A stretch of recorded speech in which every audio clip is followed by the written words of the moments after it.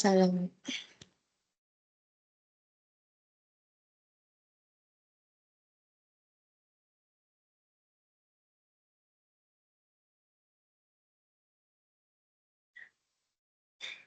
Assalamualaikum warahmatullahi wabarakatuh.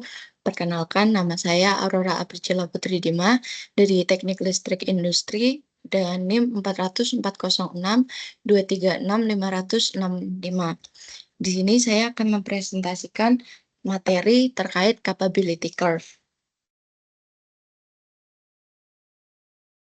Apa itu capability curve? Capability curve atau kurva kemampuan adalah grafik yang menunjukkan batas kemampuan operasi sebuah generator sinkron dalam menghasilkan daya aktif, real power P, dan daya reaktif, reactive power atau Q secara aman tanpa melebihi batas thermal maupun ekstrisnya.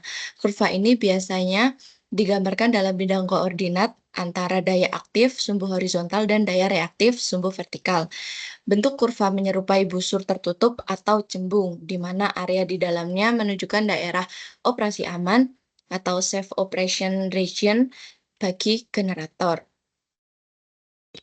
Bentuk umum dari capability curve sendiri yaitu seperti pada gambar ini, capability curve generator sinkron. Sumbu horizontal menunjukkan MW, tersebut menunjukkan daya nyata atau real power output, dan sumbu vertikal MVAR menunjukkan daya reaktif atau reactive power. Garis merah tersebut menunjukkan batas operasi aman generator sinkron.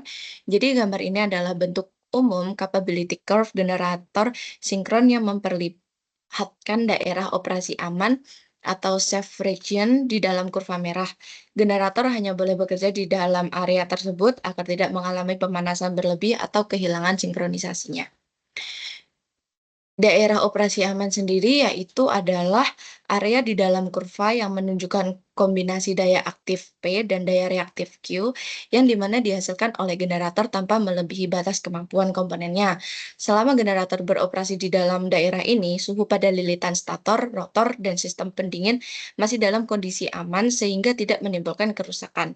Jika generator bekerja di luar batas tersebut, misalnya terlalu banyak menghasilkan daya reaktif dan aktif, maka salah satu bagian seperti rotor atau stator bisa mengalami pemanasan lebih dan beresiko rusak.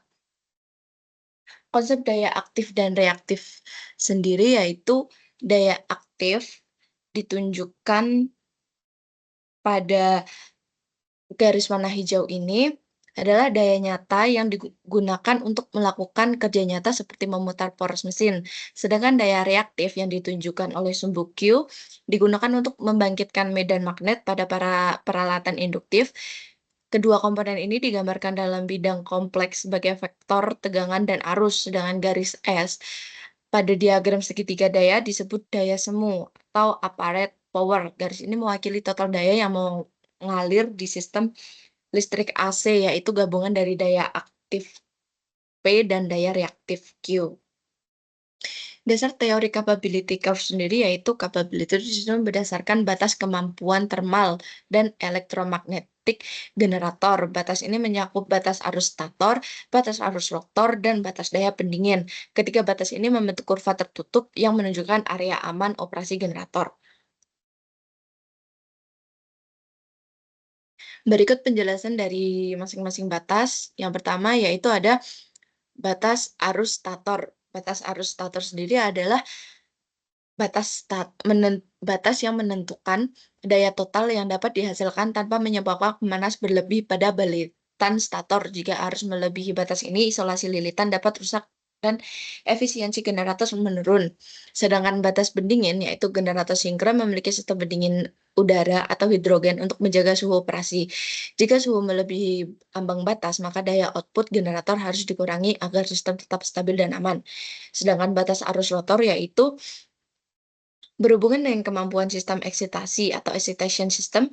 Jika arus medan terlalu tinggi, maka rotor dapat mengalami overheat dan menyebabkan gangguan pada kestabilan magnetik. Bisa dilihat pada gambar ini sendiri, yaitu yang menunjukkan panah-panah tersebut. Selanjutnya yaitu zona overexcited.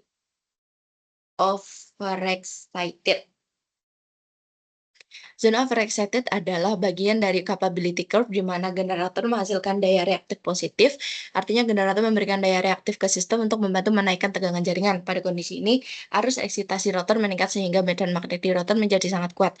Akibatnya, suhu rotor bisa naik dalam karena beban magnet besar. Jika kondisi ini berlebih, akan terjadi pemanasan rotor. Bisa dilihat pada gambar tersebut. Selanjutnya itu zona underexcited. Zona underexcited di mana generator menyerap daya reaktif Q negatif dari sistem, artinya generator bekerja dengan faktor daya leading, sehingga membantu menurunkan tegangan sistem ketika tegangan terlalu tinggi. Pada kondisi ini, arus eksitasi rotor menjadi lemah dan risiko yang muncul adalah pemanasan berlebih pada bagian ujung inti stator. Bisa dilihat pada gambar tersebut. Selanjutnya yaitu sistem eksitasi excitation system. Sistem eksitasi berfungsi mengatur arus searah DC yang mengalir ke kumparan medan rotor generator sinkron agar tegangan keluar tetap stabil. Arus dari DC power supply dikendalikan oleh AVR yang menyesuaikan besar kecilnya arus eksitasi berdasarkan perubahan tegangan keluaran generator. Ketika beban meningkat dan tegangan turun, AVR menaik arus eksitasi, sedangkan saat tegangan naik, AVR menurunkan. Arus ini menghasilkan medan magnet pada rotor yang memotong kumparan stator untuk membangkitkan tegangan listrik AC. Dengan cara ini, sistem eksitasi menjadi stabil tegangan dan kinerja generator. Bisa dilihat pada bagian gambar tersebut.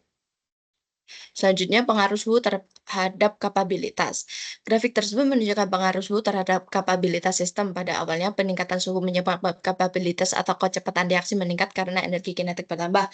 Namun, setelah mencapai suhu optimum, kapabilitas mulai menurun akibat suhu yang terlalu tinggi dapat menurunkan efisiensi atau merusak komponen sistem. Pola ini mirip dengan capability curve, di mana kemampuan operasi maksimum juga dibatasi oleh faktor suhu atau batas termal. Selanjutnya analisis operasional grid. Analisis operasional grid mengevaluasi bagaimana generator bekerja terhadap kondisi jaringan listrik dengan mengacu pada batas kemampuan yang digambarkan dalam capability curve. Tujuannya yaitu memastikan generator beroperasi aman dan efisien saat memasok daya aktif dan reaktif ke sistem. Melalui analisis ini, operator dapat melihat apakah titik kerja generator masih berada di dalam area aman atau sudah mendekati batas overexcitation atau underexcitation. Hasilnya digunakan untuk mengatur eksitasi dan faktor daya agar tegangan grid tetap stabil saat generator tidak melebihi kemampuan termal. Singkatnya, analisis ini membantu menyeimbangkan kebutuhan daya sistem dan dengan kemampuan ini membantu generator sehingga operasi jaringan listrik tetap stabil, andal, dan efisien. Contoh aplikasi industrinya yaitu kemampuan generator merupakan salah satu energi penting dalam sistem kontrol pembangkit listrik seperti PLTA, PLTU, dan PLTG. Kurva ini menggambarkan batas operasi aman antara daya aktif dan daya reaktif yang dapat dihasilkan oleh generator sinkron. Dalam penerapannya, sistem kontrol menggunakan capability curve untuk memastikan generator bekerja dalam batas aman, tidak melewati kondisi overreaction, menyebabkan pemanasan berlebih pada rotor maupun under excitation.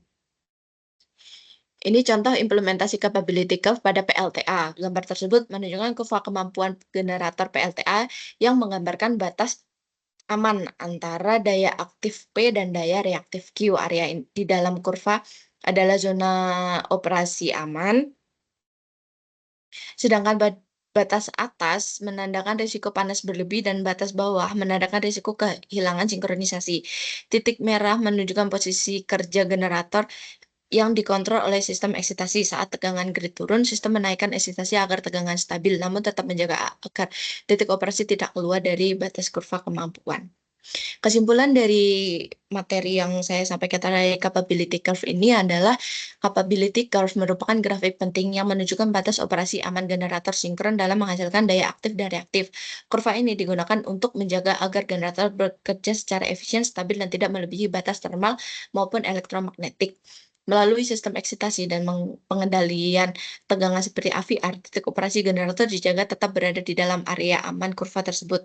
Dalam konteks operasional grid capability curve mampu menyeimbangkan kebutuhan daya sistem dengan kemampuan generator.